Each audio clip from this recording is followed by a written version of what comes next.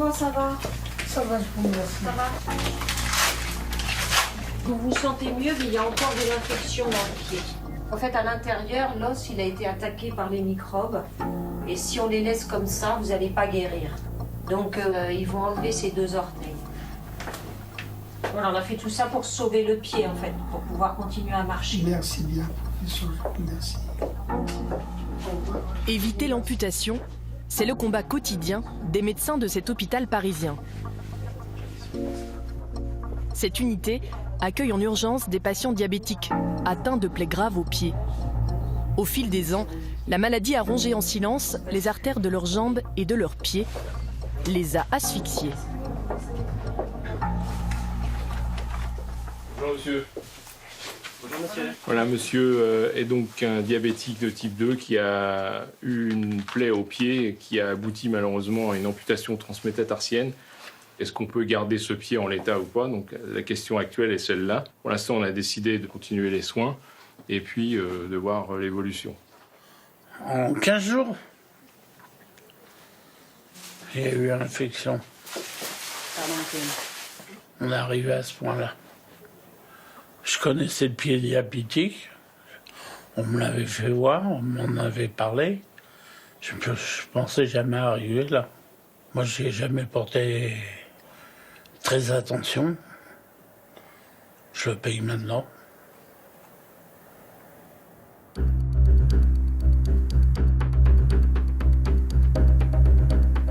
En France, 3,5 millions de personnes vivent avec un diabète et sont toutes à risque de développer des complications graves, souvent sans en avoir conscience. Je pensais pas que ça pouvait m'arriver, honnêtement. J'avais beaucoup plus peur d'un cancer ou de ce genre de choses. Mais diabète, pour moi, je ne le soignais pas, mais j'avais mal nulle part, c'est ça. Pourquoi se soigner quand on ne ressent rien? Pendant des années, le diabète se cache, se terre, se fait oublier. C'est une maladie insidieuse qui va faire son œuvre avant même qu'il y ait des symptômes. C'est la conspiration du silence, le diabète, à tous les niveaux. Quand il se montre, le diabète crée des dégâts considérables. Il est la première cause d'amputation en France, la première cause d'infarctus, d'insuffisance rénale et l'une des premières causes de cécité. Des traitements existent, mais ils ne font que ralentir la progression de la maladie. Sur les bancs de la fac, on nous apprend que le diabète est une maladie chronique et irréversible. Pourtant, il est possible d'agir contre le plus fréquent des diabètes, le diabète de type 2, celui qui s'installe avec l'âge, la sédentarité et le surpoids. Certains affirment même qu'ils en ont guéri de manière spectaculaire. Si je vais voir un médecin aujourd'hui et je ne lui raconte pas mon histoire, il ne peut pas savoir que j'ai été diabétique. Il n'y a pas un médecin qui va me diagnostiquer. Donc, dans ce sens-là, je suis guéri.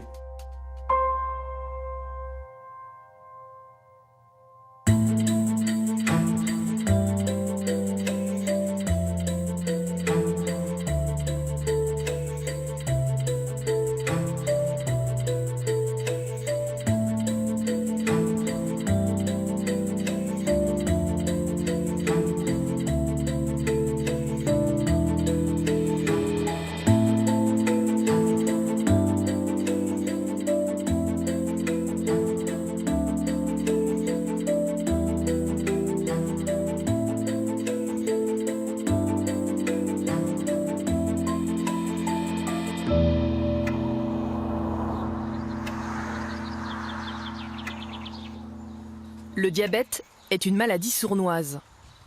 Elle commence toujours son œuvre dans le plus grand silence.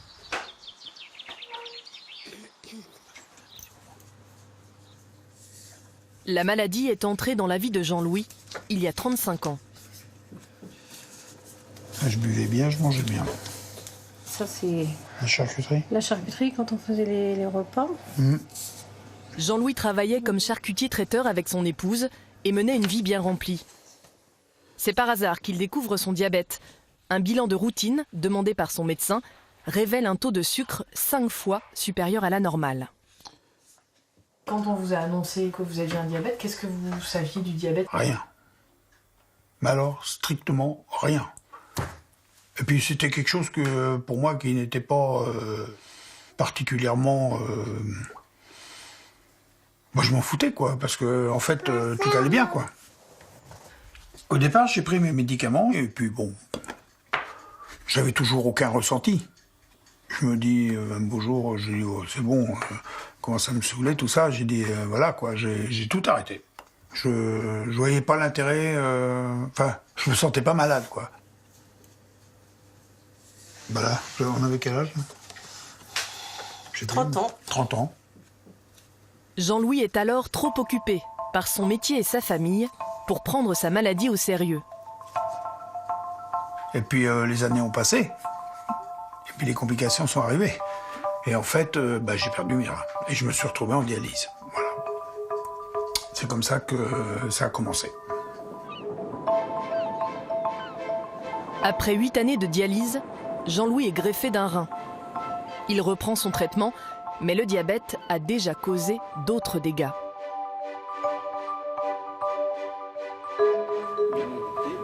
Il y a 5 mois, Jean-Louis a été amputé de la jambe droite et hospitalisé dans ce centre de rééducation. Il y revient aujourd'hui pour la première fois depuis sa sortie. C'est pour ça que vous avez faim. On enlève tout pour voir. Alors. Jean-Louis n'a rien pu faire pour éviter l'amputation. Le pied s'est infecté en quelques jours. Ça a commencé, c'était un tout petit truc, mais ridicule, hein. Une tête d'épingle. Et c'est parti après, ça s'est mis à suppurer, c'est parti sous l'ongle, j'ai perdu l'ongle, c'est devenu tout bleu, tout rouge, tout violet, tout noir. Et un jour, le chirurgien qui me suivait me dit il n'y a pas 50 solutions. Oula, là, je ne dis pas la claque qu'on prend, c'est phénoménal. Quand ils viennent de refaire le pansement le lendemain, qu'ils enlèvent les draps et autres, là on est le nez sur la réalité. Vous n'avez plus de jambes. On a du mal à croire que c'est possible. Comme l'hypertension artérielle, comme d'autres maladies, le diabète est une maladie qui, au départ, n'entraîne pas d'anomalie.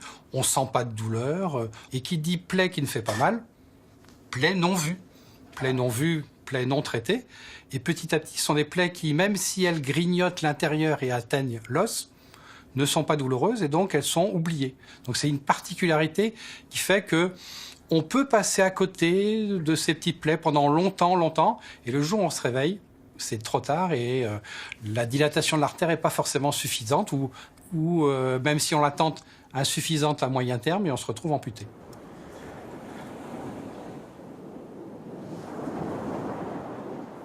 Je pensais pas que ça pouvait m'arriver. Honnêtement, j'y croyais pas. Je sais pas, je me voyais peut-être intouchable, je sais pas.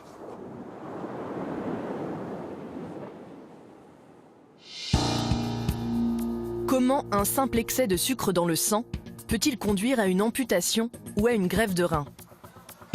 Pour le comprendre, il faut se pencher sur notre assiette et les sucres qu'elle contient. Tous les sucres, pas seulement ceux des bonbons ou des pâtisseries. Le sucre, appelé aussi glucide, est présent partout, dans les fruits, les pâtes ou le pain, et il est indispensable. C'est notre carburant. Notre corps fonctionne un peu comme une voiture.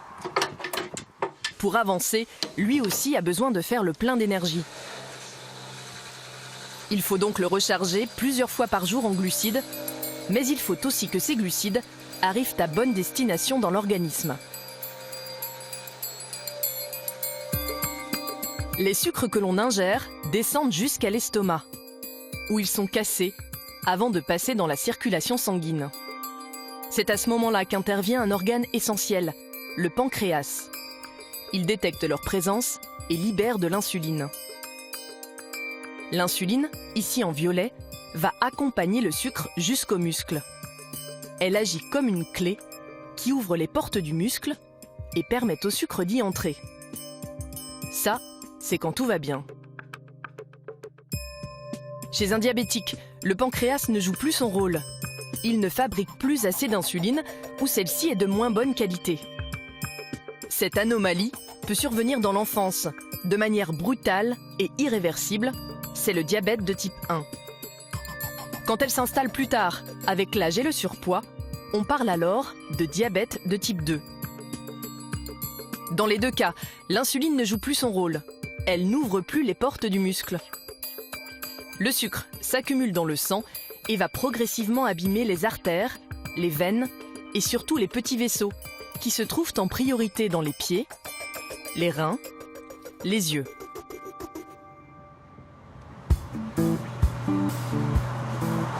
Les symptômes du diabète de type 1 se manifestent très vite, alors qu'avec un diabète de type 2, il est possible d'avancer pendant 10, 15 ou 20 ans sans le moindre signal d'alerte.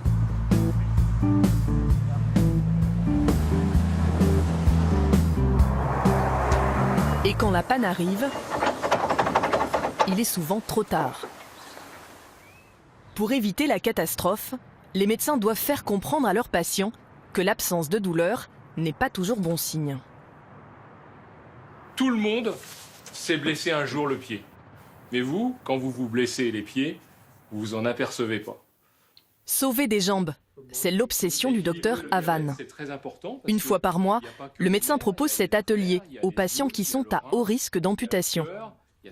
Tous sont atteints d'une complication grave du pied, la neuropathie diabétique. À cause du diabète qui est mal équilibré pendant au moins 5 à 10 ans, on va dire, le sucre, là, ça intoxique le nerf qui devient insensible. Et en toute bonne foi, vous pouvez avoir une plaie qui traîne, qui s'infecte, et vous vous faites des fois amputer, vous n'avez pas compris, parce que vous n'avez jamais eu mal.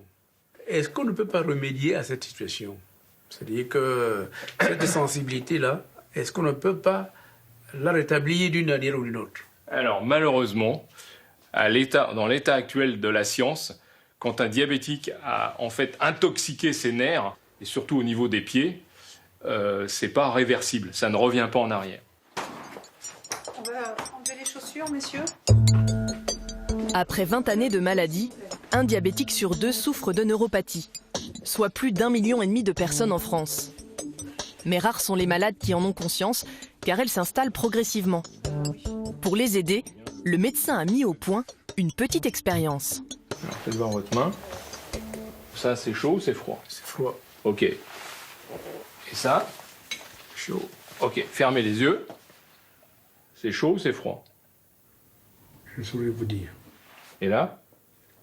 Là, je ne sais pas vous dire non plus. Et là?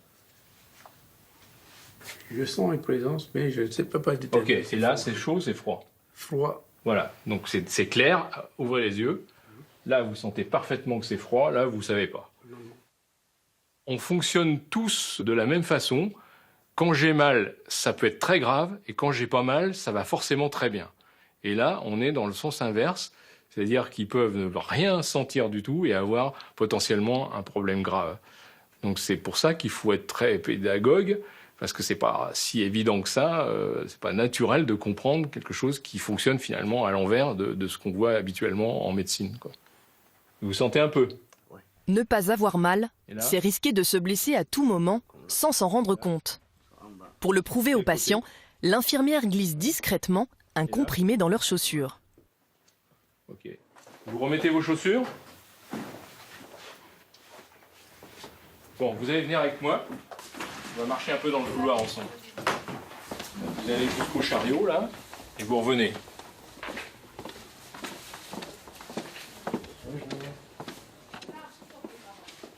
Voilà, vous revenez.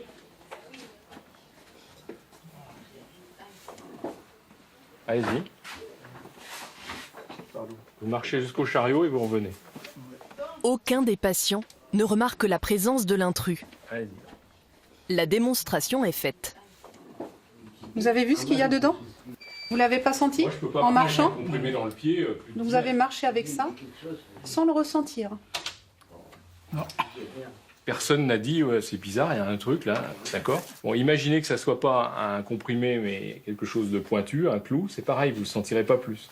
Et là, vous avez une vraie plaie et vous continuez à marcher toute la journée éventuellement avec le clou dans le pied. Effectivement, on comprend que ça puisse faire une plaie et s'infecter après. On y va? Invisible, indolore, Le diabète avance masqué.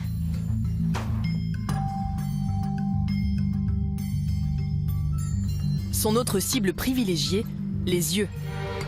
La rétinopathie diabétique touche 40% des malades. C'est l'une des causes les plus fréquentes de cécité en France.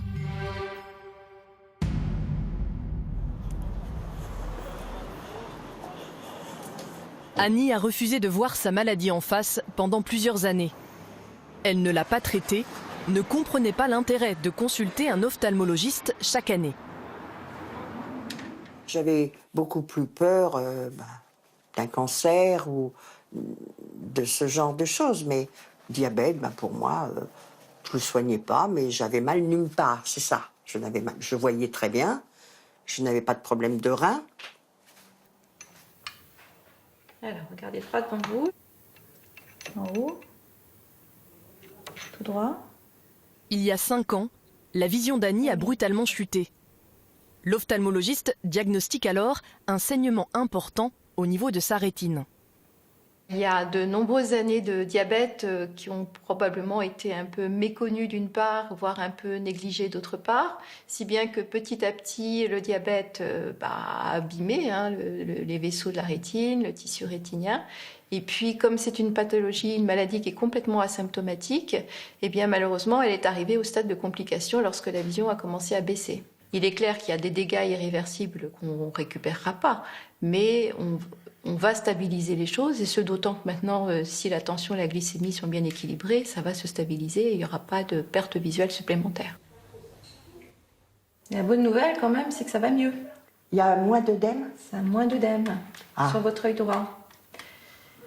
Et ça, c'est probablement lié au fait que, enfin, vous vous occupez de vous.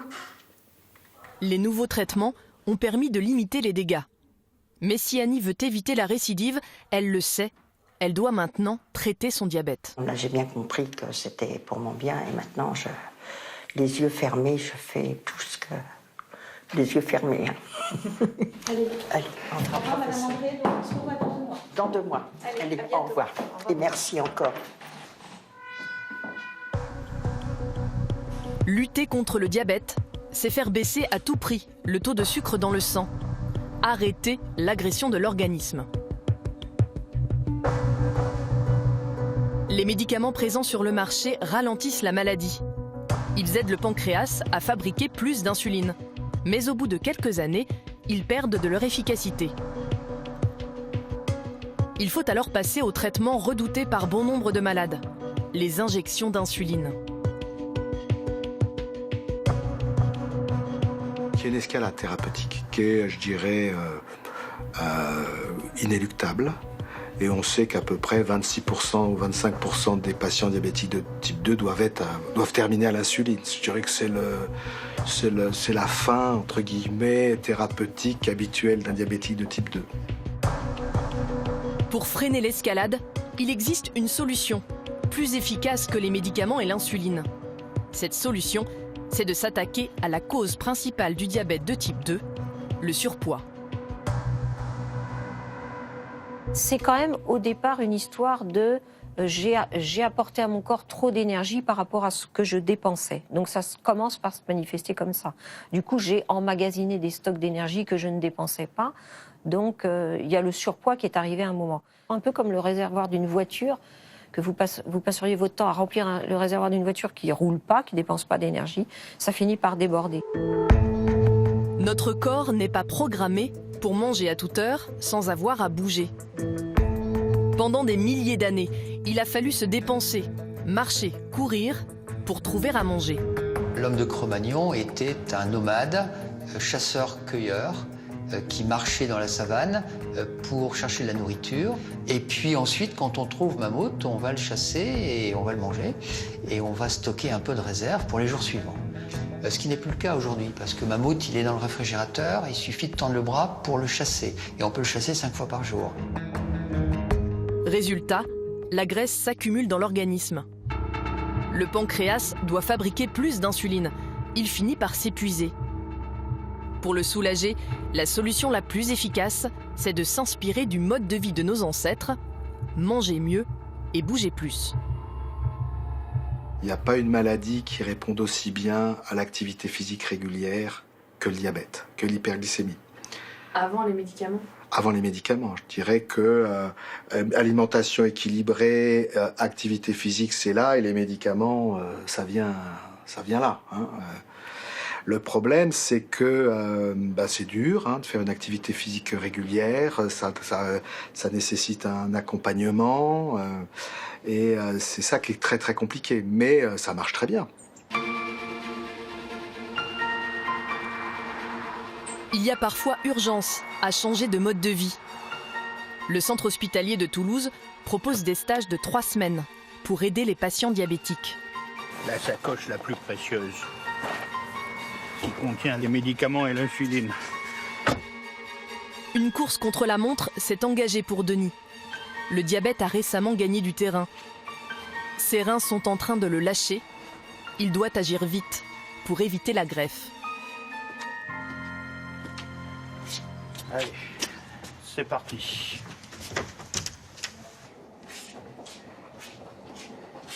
D'après ce que j'ai compris, les reins ne fonctionnent plus qu'à 20%. Donc, il est plus que temps d'essayer de freiner l'évolution négative de la maladie, ainsi que pour l'équilibre du diabète. Il n'y a pas trop le choix, il faut prendre des solutions radicales. Denis vient renouer avec ses 2 ennemis de toujours, la diététique et l'activité physique. 9h30, le médecin. 10h30, l'infirmière. Ah, et mon ami la tortionnaire, la diététicienne au rez-de-chaussée. 14h, le médecin en chambre. 15h, l'éducateur sportif.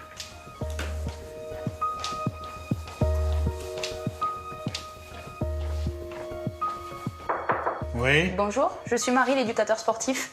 Aïe, aïe, aïe. Vous avez un petit moment à m'accorder ? Oui. Allez. De toute manière, j'ai pas le choix. Oui. Allez-y, installez-vous. Allez-y. Merci. Alors, j'aimerais que vous me racontiez ce que vous avez fait de votre enfance à aujourd'hui sur le sujet de l'activité physique pour que j'apprenne un petit peu à vous connaître et ce que vous en pensez. L'été, pendant les vacances, pendant les 2 mois d'été. D'accord. Oh, le billard. Le billard. Pendant près d'1 heure, Denis revient en détail sur son histoire sportive. Alors, mais vous faisiez beaucoup de sport ? Le minimum.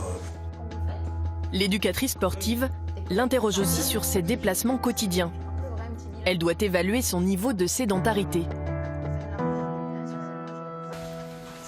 Ok, donc actuellement vous faites du billard 3 à 4 fois par semaine, plus vous avez des déplacements de 20 minutes à une intensité modérée régulièrement. C'est compliqué. Relativement dur encore. Qu'est-ce qui est dur ? C'est le manque d'entraînement. Je suis pas réfractaire, mais pour y adhérer pleinement, oui, il faut que j'y trouve un intérêt. Et du plaisir. Ben oui. Allez, sprint!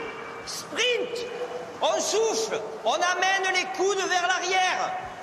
Je tape dans le punching ball. Allez, Denis, un peu plus vite. Attention, sprint! 30 secondes. Faire en sorte que les patients retrouvent du plaisir à bouger, c'est l'objectif du stage, qui propose 4 heures d'activité physique par jour. Un défi, car pour tous, le sport n'est souvent qu'un lointain souvenir. Je vous ai entendu, vous. Vous aurez du coup 2 allers-retours entre les barres. Oh non! Ah si! On pousse, on ramène la planche, on souffle bien. Et quand on souffle la bouche ouverte. Allez, Denis, les jambes fixes au sol, c'est que les bras qui travaillent. L'aquagym permet une reprise en douceur de l'activité physique. Étant donné qu'on enlève le poids du corps, on est minimum à 50% de son poids du corps. Il y a des gens qui pèsent autour de 100 kg, ils en pèsent plus que 50. Si on est au niveau de la poitrine, ici, on en enlève 70% du poids du corps. Donc on peut augmenter l'exercice physique en intensité. Donc plus on augmente, plus ça va, entre guillemets, bouffer du sucre, cramer du sucre. Je profite du rebond de la cheville. Pendant qu'ils s'activent, les stagiaires luttent de manière très efficace contre leur diabète. Car mobiliser ces muscles agit directement sur le taux de sucre dans le sang. Chez une personne diabétique, souvenez-vous, le sucre s'accumule au lieu d'entrer dans les muscles, car l'insuline ne joue plus son rôle de clé. Bouger son corps, c'est un peu comme activer la clé de secours. Quand on bouge, quand on fait de l'activité physique, ça tire sur les fibres musculaires. Et à ce moment-là, les fibres musculaires n'ont plus besoin de l'insuline pour capter le sucre et l'utiliser. C'est pour ça que l'exercice physique est très efficace pour diminuer son taux de sucre. Au long cours, ce réentraînement à l'activité physique, ce réentraînement à l'endurance, va rendre notre corps, pas seulement nos muscles, mais tous les organes qu'on appelle les organes cibles de l'insuline, plus sensibles à l'insuline. Et comme il est plus sensible, eh ben ça va en faire diminuer les doses à injecter. D'accord ? Donc ça se voit très vite, ça se voit dès les premiers jours, la consommation voire dès la première journée. C'est l'heure du verdict pour Denis. La boîte à malice. Voilà, vous étiez passé de 1,01 à 1. Sa première séance d'aquagym n'a pas été très intensive, mais il espère qu'elle aura tout de même permis de réduire son taux de sucre dans le sang. Une glycémie normale est comprise entre 0,7 et 1,10 g de sucre par litre de sang.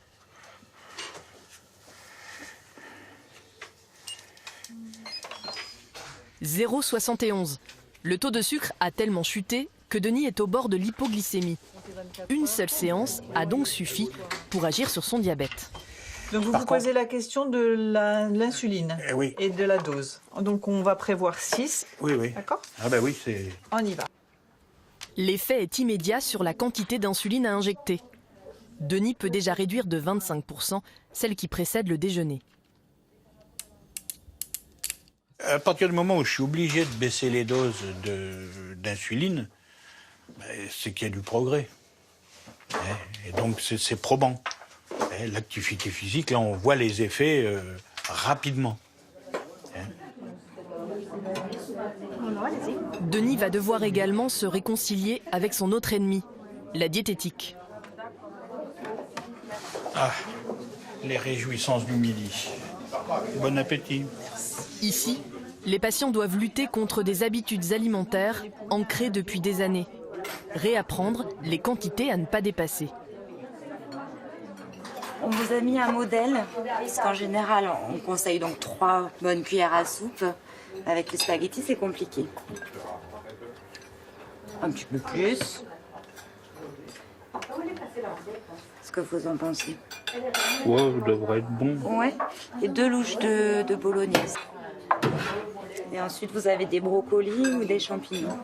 Ah, champignons plutôt. Denis va prendre conscience que l'alimentation recommandée n'a rien à voir avec un régime. Ils sont bons. Finalement, on va pas si mal manger que ça. Bien manger, quand on est diabétique, ça ne veut pas dire se priver, mais suivre une alimentation variée et équilibrée. On compte plus les calories. Maintenant, nos diététiciennes dans nos services, elles comptent plus les calories, elles font pas de prescription de régime. Plus un régime est restrictif, plus l'effet, ça a été bien documenté, plus l'effet rebond est important. Donc la subtilité, c'est jouer avec l'activité physique, l'alimentation équilibrée, ne pas être trop restrictif. On a rendu trop de gens malheureux avec la restriction. Et puis, il faut pas perdre beaucoup de poids. Ça, on le sait aussi. 5%, une perte de poids de 5% suffit à réverser l'hyperglycémie ou en tout cas à bien améliorer le diabète.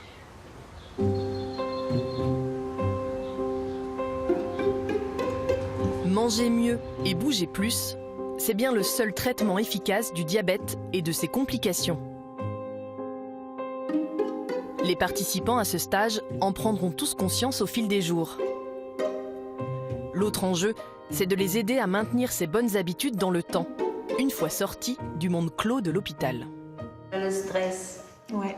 La pression au travail. Ce stress du quotidien peut jouer sur le poids? Oui, absolument. Oui. Quoi d'autre? Parce qu'on a une vie sociale après. Exactement. Donc ce qu'on espère, c'est qu'à la fin des 3 semaines, vous soyez capable de dire finalement, il faut que ce soit quelque chose de raisonnable et de tenable sur le long terme. Un truc faisable dans votre vraie vie, avec toutes ces vraies contraintes de mon petit-fils, il faut que je l'aide à manger, donc c'est compliqué, et puis la personne avec qui je vis veut manger des frites, et mon travail me prend trop d'heures, etc. Donc dans ce vrai contexte de vie, Qu'est-ce que je trouve qui va être faisable et comment je vais l'organiser concrètement? Le lieu de vie, ça peut influencer. Des médecins qui endossent la blouse d'enseignant pour transmettre leur savoir à leurs patients, cela porte un nom, l'éducation thérapeutique. La démarche d'éducation thérapeutique, c'est lui donner les clés pour s'occuper lui-même de sa pathologie chronique. Et le but ultime, c'est de maintenir sa qualité de vie, voire de l'améliorer. Faire en sorte que le patient s'approprie et fasse lui-même la démarche en disant « j'ai compris, il faut que je change mon comportement, que ce soit pas nous qui lui disions, mais que ce soit lui ». C'est ça, l'éducation thérapeutique, ça marche. Mais c'est tellement évident. Une fois qu'on nous l'a expliqué, qu'on nous a donné les quelques clés, les quelques règles. De même qu'ils nous ont pris une image, ils nous ont dit l'insuline, c'est un peu comme une serrure. Mais quand on vous l'explique ça, et quand on l'a compris, c'est tout naturel qu'après on cherche justement à améliorer certains facteurs. Quand on est acteur et quand on contrôle, quand on maîtrise, quand on comprend le fonctionnement de certaines choses, ça marche nettement mieux. Les patients qui ont accès à l'éducation thérapeutique sont pourtant peu nombreux. Seuls 8% des diabétiques en ont bénéficié, quasiment toujours à l'hôpital, quand la maladie a déjà gagné du terrain. Pourquoi faut-il attendre les complications pour apprendre à maîtriser le diabète? En cause, notre système de santé, qui préfère encore trop souvent guérir que prévenir. La médecine est trop orientée vers le traitement. Ça vient peut-être aussi de la formation que le médecin, essentiellement basée sur une médecine de prescription, une médecine de soins aigus. Et par contre, la prise en charge du malade chronique n'a pas beaucoup été enseignée très longtemps dans la formation initiale. C'est des choses dont on n'a pas l'habitude. Nous, on est issus de la médecine aiguë, hein. Un symptôme, un médicament, un traitement, voilà, et puis une guérison. Maladie chronique, c'est vraiment très compliqué parce que ça touche tous les aspects de l'individu.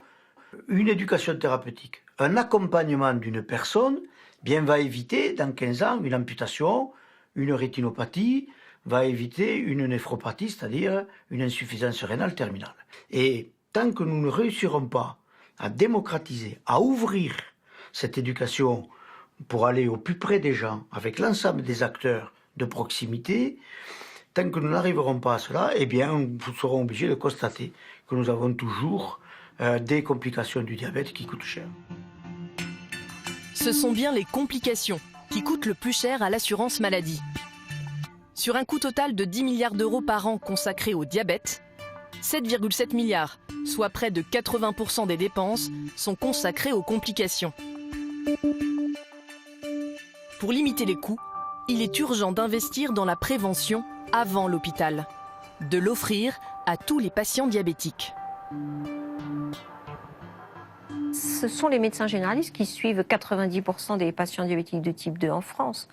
Donc le diabète de type 2, il est dans les mains des médecins généralistes qui savent en fait ce qu'il faut préconiser, recommander aux patients. Après, il faut qu'ils aient le temps. Et c'est sûr que dans un cabinet de médecine générale, en 5-10 minutes, c'est pas suffisant.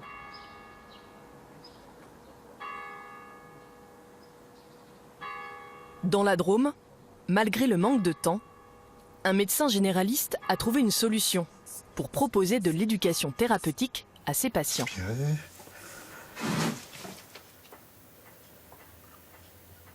Arrêtez. Levez un peu la tête. Claude Lécher consacre l'essentiel des 20 minutes de sa consultation au suivi médical des patients. D'accord. L'ophtalmo, quand vous l'aviez vu, au point de vue tension oculaire, il vous a rien dit de particulier. Rien de particulier. D'accord. L'éducation thérapeutique, ce médecin a choisi de la confier à une infirmière. Ok. Je sens bien que, en matière d'éducation thérapeutique, on devrait y revenir à chaque fois. Je devrais le réinterroger sur ce qu'il mange. Je le fais quand c'est nécessaire, mais je suis quand même beaucoup plus tranquillisé parce qu'on le fait ensemble avec l'infirmière. Et parfois, l'infirmière va me dire des choses sur la maladie de mon patient que je ne savais pas, parce que d'en discuter avec monsieur, ça lui permet aussi de savoir des choses qui se disent avec l'infirmière et qui se disent pas forcément avec le médecin. Aujourd'hui, les résultats sanguins de son patient ne sont pas très bons. La glycémie a augmenté. L'alternative, ça va être le passage à l'insuline. Ouais. Alors, c'est pas, je dis pas ça comme étant une punition. Hein. Non, je sais. Ça, de toute façon, ça arrive un jour, hein, malheureusement, mais après, il faut... Pas obligatoirement, si. Presque tous les diabétiques finissent avec un peu d'insuline. Hein. Roland échappe à l'insuline pour cette fois. Voilà. Merci. Son médecin lui prescrit seulement un nouveau comprimé. Mais il choisit aussi de le confier à l'infirmière présente sur place.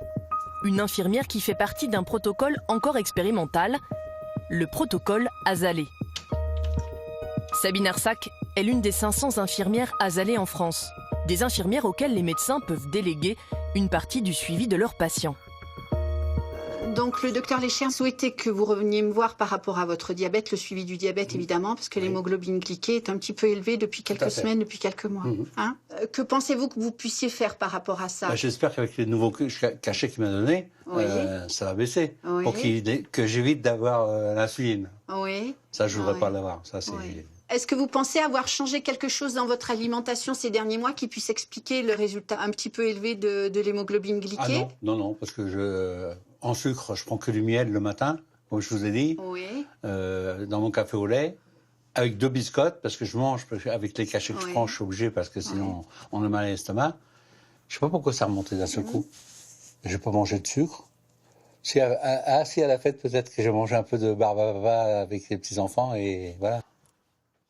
Parce que c'est souvent dans les détails du quotidien que l'on comprend pourquoi la maladie progresse.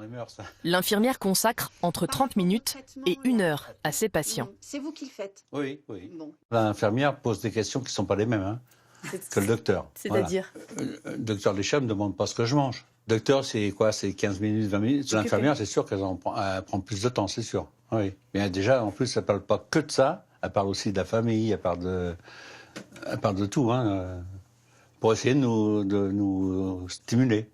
C'est très convivial, l'alimentation. Alors, quand il faut aller chez les voisins ou chez les copains, et puis annoncer la couleur, dire non, je ne prendrai pas de ci, je ne prendrai pas de ça. Non, parce que je suis diabétique, c'est quand même difficile à vivre. Donc, je prends compte de sa vie au quotidien. Voilà, et ça demande du temps d'échange, du temps de questionnement, voilà. Il y a une attitude extrêmement rapide qui consiste à dire « Monsieur, vous êtes diabétique, maintenant, il faut faire du sport, il faut faire régime. » Ça m'a pris 20 secondes, il ne se passera rien. Si je veux vraiment accompagner la personne, il faut que je travaille avec elle pour identifier véritablement quelles sont les principales erreurs, voir avec ce patient comment on va pouvoir corriger, étape par étape, qu'est-ce qui lui semble possible de faire la semaine prochaine, dans 15 jours. Cette éducation thérapeutique en ville a prouvé son efficacité.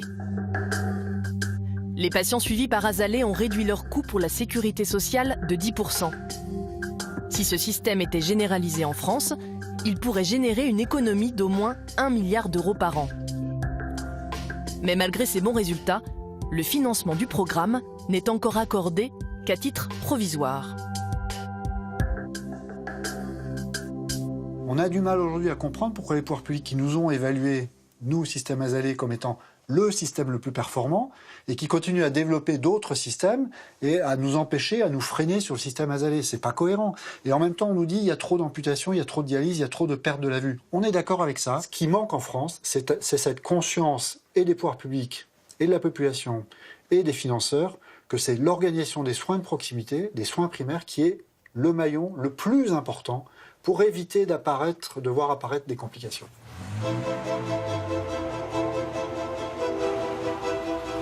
Entretenir tous les jours la machine, plutôt qu'attendre la panne, ça marche. Dans la lutte contre le diabète, la prévention et l'éducation thérapeutique ont fait leurs preuves. Pour éviter que la maladie n'intoxique tous les organes, pour retarder la prise de médicaments ou le passage à l'insuline, ce sont les seuls outils efficaces. Et si en matière de prévention, le plus tôt est le mieux, décrasser la machine, c'est bénéfique, quel que soit le stade d'évolution de la maladie.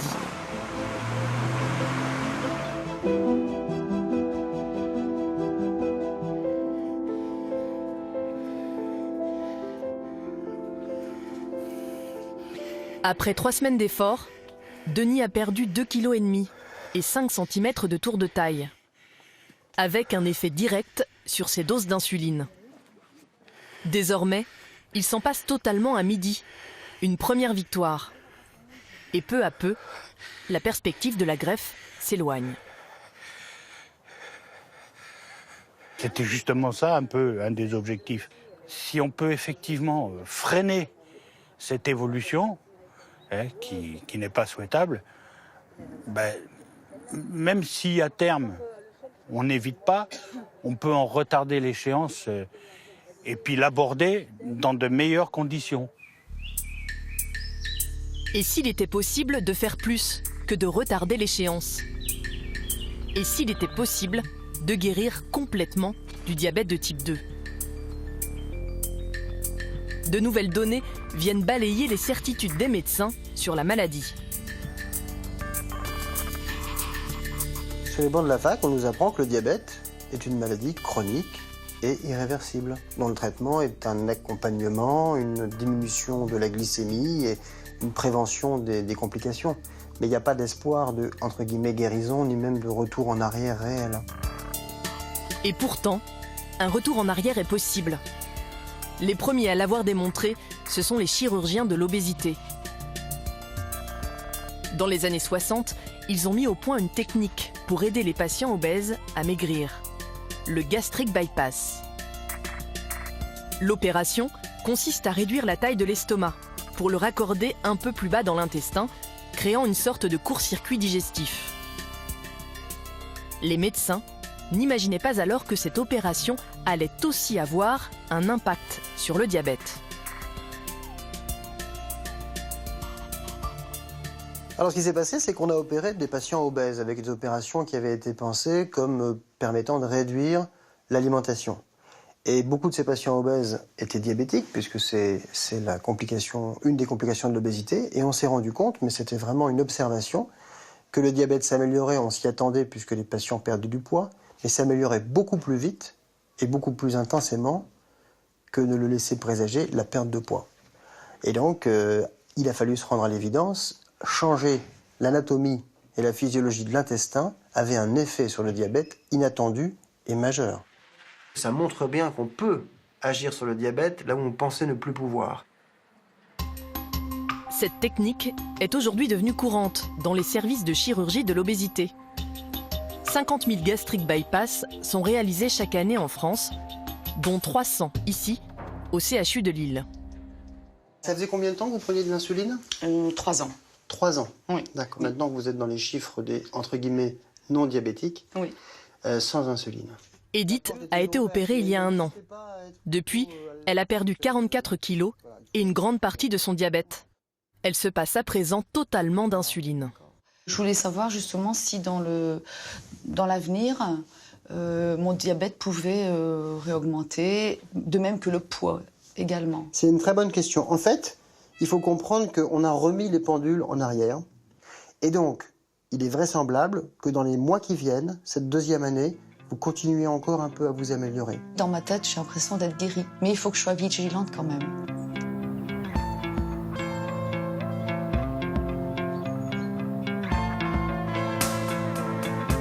Ces résultats spectaculaires ont intrigué un chercheur britannique.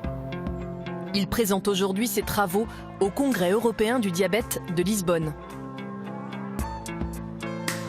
Depuis plus de 10 ans, Roy Taylor est persuadé que la clé pour comprendre le diabète et ses mécanismes se trouve dans les études menées sur le gastric bypass.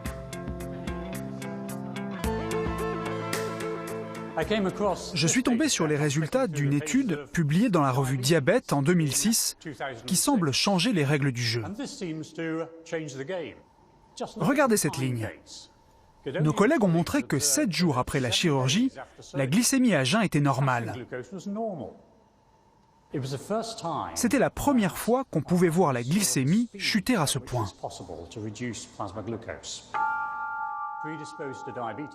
Dès le départ, Taylor est convaincu que c'est le jeûne imposé aux patients qui fait chuter leur glycémie.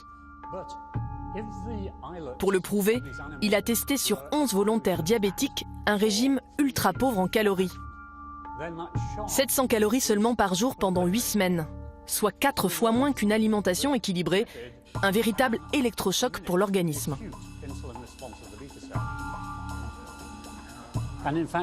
En réalité, ça a mieux fonctionné que la chirurgie bariatrique. Ça a été une observation fantastique, parce que nous avons pu observer en détail comment les cellules qui produisent l'insuline, les cellules bêta, se sont réveillées au cours de l'étude. Jusqu'à présent, les chercheurs pensaient que les cellules du pancréas qui fabriquent l'insuline, les cellules bêta, mourraient à cause du diabète. Taylor a démontré que dans le diabète de type 2, ces cellules peuvent se réveiller. Elles sont seulement endormies par les excès de graisse et de sucre. Donc en faisant disparaître la graisse et le sucre, on autorise les cellules à regarder autour pour voir ce qui se passe et reprendre à nouveau leur fonction. Donc on voit les cellules replier sur elles-mêmes, sortir et reprendre le travail qu'elles étaient censées faire. Il est donc possible d'inverser le processus, de concevoir le diabète non plus comme une maladie évolutive, mais comme une maladie réversible. On a eu la démonstration là, et c'est quelque chose qui commence à être bien connu, qu'il y a des traitements qui sont très très puissants. La chirurgie est un traitement très puissant. On a des résultats qui sont maintenant à moyen terme de rémission. On commence à voir un petit peu aussi les effets qui chez certains s'estompent ou se maintiennent, et ça permettra sans doute d'éclairer aussi la façon de réfléchir tout ça. La plus grande difficulté, c'est la sortie du régime. Qu'est-ce que ça donne à 1 an? Parce que toute l'histoire est là, c'est à la sortie de ce régime hyper restrictif. Qu'est-ce que vous arrivez à maintenir en luttant contre votre vie d'avant? Guérir durablement du diabète de type 2, c'est une épreuve, mais c'est possible. Un homme l'a fait et a raconté son expérience dans un livre.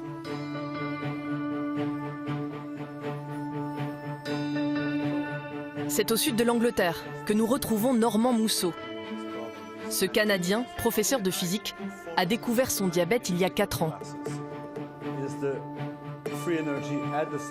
À l'époque, il pèse 112 kilos et décide de se prendre en main. J'avais 46 ans et j'ai toujours eu un plan de vie en disant je vais me rendre jusqu'à 80 au moins. Et en voyant ça, j'ai regardé un peu, j'ai vu l'espérance de vie était très affectée, l'espérance de vie de qualité était aussi très, très affectée par le diabète de type 2. On sait que c'est la première cause d'amputation, donc vraiment, ça m'a fait peur. 1 an plus tard, Normand avait perdu 15 kilos. Mais il savait que la maladie continuerait d'évoluer, qu'il devrait prendre des médicaments à vie, et il ne l'a pas accepté. Il découvre alors les premiers travaux de Taylor et décide de tester ce régime ultra pauvre en calories. La première journée, c'est la plus difficile. Les 2 premières journées, là, on se demande si on va être capable de survivre, si on ne s'effondrera pas sur le trottoir. Mais finalement, on s'aperçoit qu'on a l'énergie qu'il faut et on est capable de passer quelques jours sans manger beaucoup, mais sans problème. Et après 1 semaine, déjà, j'avais plus besoin de médication. Et depuis que je suis guéri, depuis 2014, mon taux de sucre moyen n'a pas augmenté. Donc, alors que quand on souffre du diabète, chaque année, le taux de sucre va augmenter un peu. Et j'ai pas vu ça depuis 3 ans. Mais c'est long. Il faut comprendre que même le jour où on termine une diète, on n'a pas terminé. C'est un apprentissage. Normand n'a jamais baissé la garde. Après le régime strict, il a repris une alimentation équilibrée et court 30 km par semaine. C'est à ce prix-là qu'il a pu remonter dans le temps. Remettre à 0 le compteur de son diabète. Pourquoi les médecins qui connaissent l'existence de ces régimes ne les proposent-ils pas systématiquement à leurs patients au moment du diagnostic? Pourquoi hésitent-ils à leur dire qu'ils peuvent ainsi s'épargner les complications, les médicaments, l'insuline? Mettre en place 800 calories pour le patient qu'on a vu aujourd'hui, vous pouvez essayer. Hein. Moi, ça fait 33 ans que je fais de la médecine en ville et 5 ans que j'en ai fait à l'hôpital. Le problème de l'alimentation, c'est le problème sur lequel butent les médecins de façon permanente. Et moi, les patients qui ont réellement perdu du poids, j'en ai pas beaucoup. C'est peut-être 1, 2, 3% des diabétiques qui sont capables de suivre ça, de faire la transformation. Mais pour chaque individu qui le fait, c'est une guérison, c'est un poids qui se lève de nos épaules, puis en même temps, c'est un coût pour la société qui diminue. Même si le taux de succès est relativement faible, à mon avis, il devrait Cette solution-là devrait être présentée aux patients, à chaque personne qui arrive en disant « j'ai un diabète de type 2 ». Mais comment être sûr que le diabète ne réapparaîtra pas dans 6 mois, 1 an ou 5 ans? Doit-on parler de guérison ou seulement de rémission?